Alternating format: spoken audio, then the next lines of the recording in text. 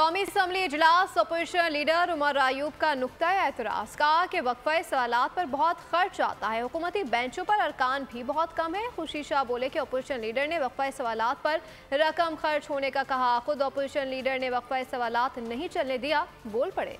इनको या परवाह है भी या नहीं है? क्या इनकी सीरियसनेस है? ये क्या ये ऐशो इशरत के लिए यहाँ पे आए हैं?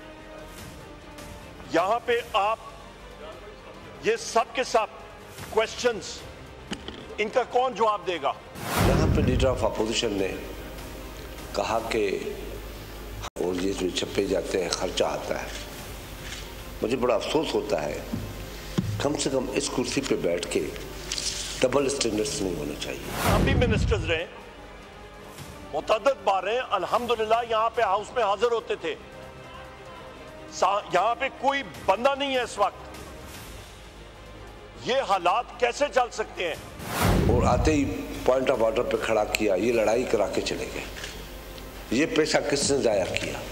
और जो बातें हुई फिर वो बैठ के सुनी जाती, उनका जवाब सुना जाता, फिर एकदम चले जाते।